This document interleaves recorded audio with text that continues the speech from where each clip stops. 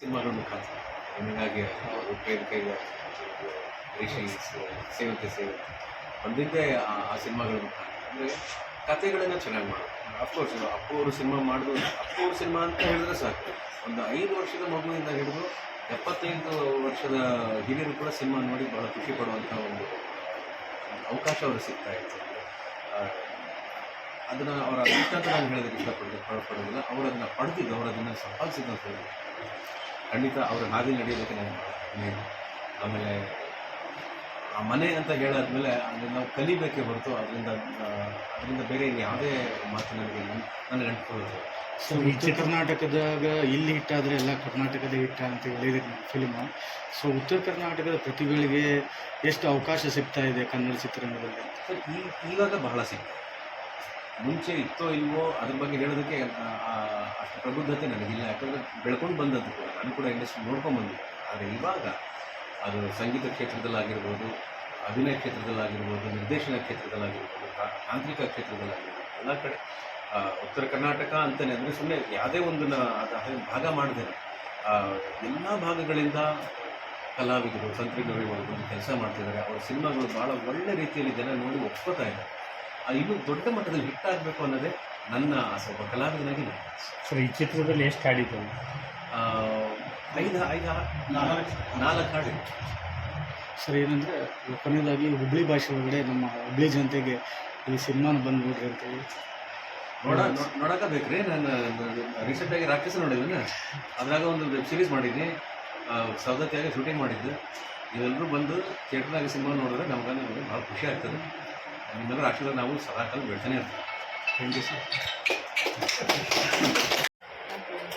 ಇವತ್ತು ನಾವು ರುದ್ರಾಭಿಷೇಕ ಸಿನಿಮಾದ 2 ಸಾಂಗ್ಗಳು ರಿಲೀಸ್ ಮಾಡಿದ್ದು. ನಾವು ಸಿದ್ದರಾಯ ಸ್ವಾಮಿ ಮಠದಲ್ಲಿದ್ದೀವಿ, ಸಿದ್ದರೂಢ ಸ್ವಾಮಿ ಮಠದಲ್ಲಿದ್ದೀವಿ. ಅದು ಇಲ್ಲಿ ನಾನಿದ್ದು ಮೊದಲನೇ ಸಾರಿ ಬರ್ತಾ ಇರೋದು. ತುಂಬ ಒಳ್ಳೆಯ ಪ್ರೀತಿ ಸಿಗ್ತಾ ಇದೆ. ಇಲ್ಲಿರೋ ಎಲ್ಲರನ್ನೂ ಭೇಟಿ ಮಾಡಿ ನನಗೆ ತುಂಬ ಖುಷಿ ಇದೆ. ಹಾಗೆ ನಮ್ಮ ಸಾಂಗ್ ಇಲ್ಲಿ ರಿಲೀಸ್ ಆಗ್ತಿರೋದು ಇನ್ನೂ ದೊಡ್ಡ ಖುಷಿ ಇದೆ. ಸೊ ನೀವೆಲ್ಲರೂ ಇನ್ನು ಮುಂದೆ ಬರೋ ನೆಕ್ಸ್ಟ್ ಮಂತಲ್ಲಿ ನಾವು ಸಿನಿಮಾನ ರಿಲೀಸ್ ಮಾಡೋ ಪ್ಲಾನಲ್ಲಿದ್ದೀವಿ. ನಾವೆಲ್ಲರೂ ಥಿಯೇಟರಿಗೆ ಸಿನಿಮಾ ನೋಡಬೇಕು ಅಂತ ಕೇಳ್ತಿದ್ದೀವಿ. ನಮ್ಮೆಲ್ಲ ತಂಡದ ಮೂಲಕ ನಾನು ತಿಳ್ಕೊಳ್ಳೋದೊಂದು ಕನ್ನಡ ಸಿನಿಮಾನ ಬೆಳೆಸಿ ಹೆಂಗ್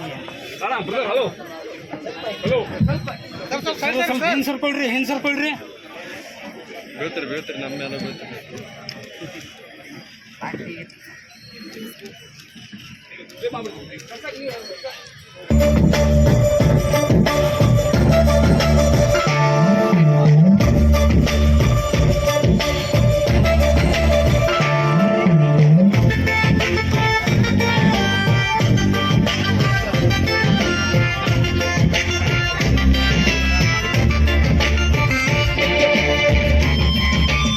ಒಂದು ಜೋರಾದ ಚಪ್ಪಾಳೆ ಬರಲಿ.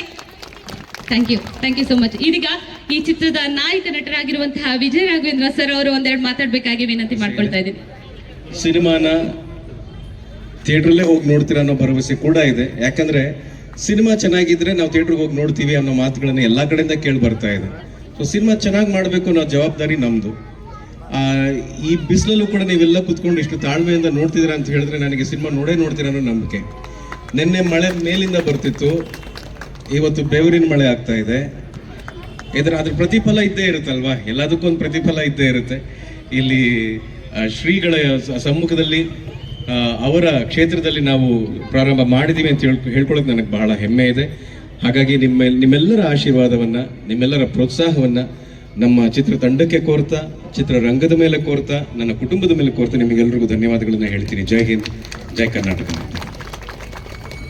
ಧನ್ಯವಾದಗಳು ಸರ್. ನಮ್ಮ ಹುಬ್ಬಳ್ಳಿ ಎಲ್ಲರೂ ನಿಮ್ಗೆ ಸಹಕಾರ ಕೊಡ್ತಾರೆ ಈ ಚಿತ್ರ ಯಶಸ್ವಿ ಆಗೋದಕ್ಕೆ ಅಂತ ಭಾವಿಸ್ತಾ, ಇದೀಗ ವಿ ಮನೋಹರ್ ಸರ್ ಅವರು ಮಾತಾಡಬೇಕು. ಎರಡು ಮಾತುಗಳನ್ನ ಹಂಚ್ಕೋಬೇಕು. ಜೊತೆಗೆ ನಮ್ಮ ಬೆಳಗಾವಿಯ ಸಂಸದರಾಗಿರುವಂತಹ ಜಗದೀಶ್ ಶೆಟ್ಟರ್ ಸರ್ ಅವರು, ವಿಜಯ ರಾಘವೇಂದ್ರ ಸರ್ ಅವರು, ಹಾಗೆ ನಮ್ಮ ಸ್ನೇಹ ಬಡೀತಾ ಬಂತು. ಅವರು ಈ ಒಂದು ಸಿನಿಮಾ ಮಾಡ್ತೀನಿ ಅಂದಾಗ ನನಗೆ ಬಹಳ ಸಂತೋಷ ಆಯಿತು. ಇದರಲ್ಲಿ ಸಂಗೀತ ಮಾಡೋದಕ್ಕೆ ಅವಕಾಶ ಕೊಟ್ಟರು. ಹಾಗೆ ಒಂದು ಸಿನಿಮಾ ನಿರ್ಮಾಣ ಆಗಬೇಕಾದ್ರೆ ಅದಕ್ಕೆ ಬೆನ್ನೆಲುಬು ಯಾರು ಅಂತಂದ್ರೆ ಅನ್ನದಾತರಾದಂತಹ ನಿರ್ಮಾಪಕರು.